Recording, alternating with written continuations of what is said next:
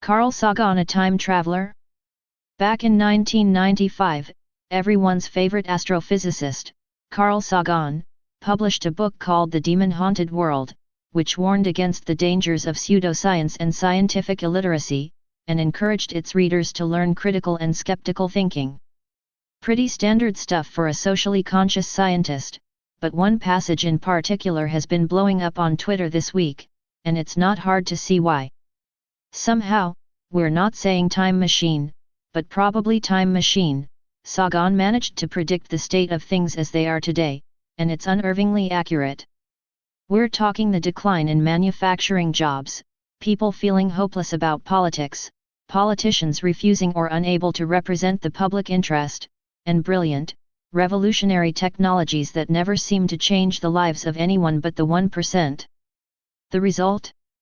Sagan predicts people will opt for superstition and pseudoscience over reality, and even more concerning, he says the public will be intellectually incapable of distinguishing between what makes us feel good, and what's actually true. Fake news, anyone?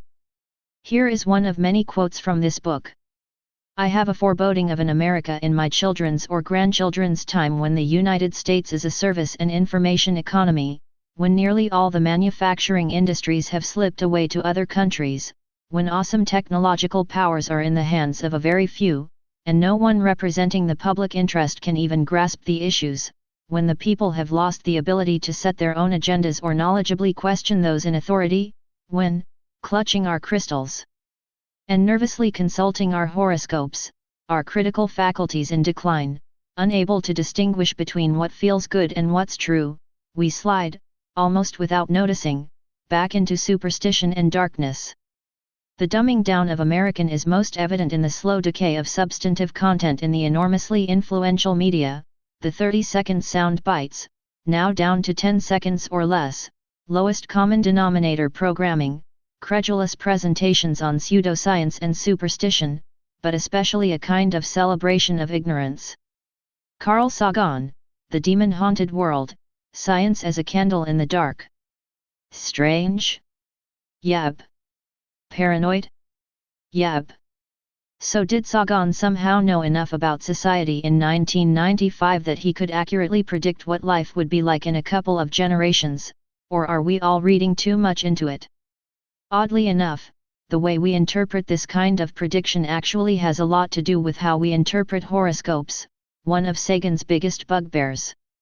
Horoscopes have nothing to do with reality, but they owe their enormous success to the fact that humans tend to see what they want to see. So while we can be pessimistic about the future of society as a whole, humans are generally pretty optimistic about their individual future prospects, a concept known as optimism bias. It's actually an evolutionary survival tactic, and that's something horoscopes directly tap into. As Taylai Sharrow, a cognitive neuroscientist from University College London, explains for Time. You might expect optimism to erode under the tide of news about violent conflicts, high unemployment, tornadoes and floods and all the threats and failures that shape human life. Collectively we can grow pessimistic about the direction of our country or the ability of our leaders to improve education and reduce crime. But private optimism, about our personal future, remains incredibly resilient. Thanks to humanity's optimism bias, you could show someone all the statistics related to divorce, cancer, and average lifespan, and more often than not, they'll choose to believe that those negative experiences won't happen to them.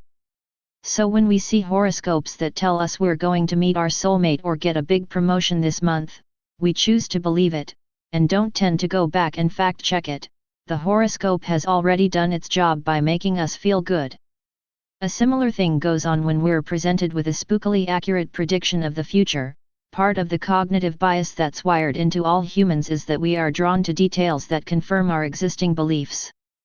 As Matt Novak points out over at Gizmodo, It's important to remember that the accuracy of predictions is often a Rorschach test. An interpretation of a particular prediction's accuracy usually says a lot about the people interpreting them, and their own hopes or fears for the future. We also need to put these predictions into context, because once you read past the viral passage, you'll see that Sagan is kind of trying to blame the state of things in the future on Beavis and Butthead.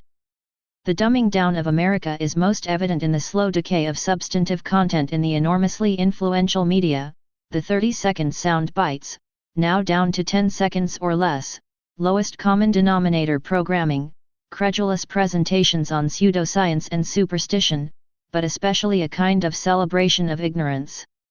As I write, the #1 video cassette rental in America is the movie Dumb and Dumber. Beavis and Butthead remains popular and influential with young TV viewers. The plain lesson is that study and learning, not just of science, but of anything, are avoidable, even undesirable. How delighted Sagan would be to know that in 2016, more young people were watching David Attenborough than The X Factor. Mind-numbing television is actually the least of our problems right now. But even with all that said, we do have to give props to Sagan for coming up with a really cracking prediction for the beginning of 2017. Let's hope for better things to come in the months and years ahead. Guys, we really hope things will get better. Just remember you have a friend at Paranoid Times. Stay paranoid, my friends.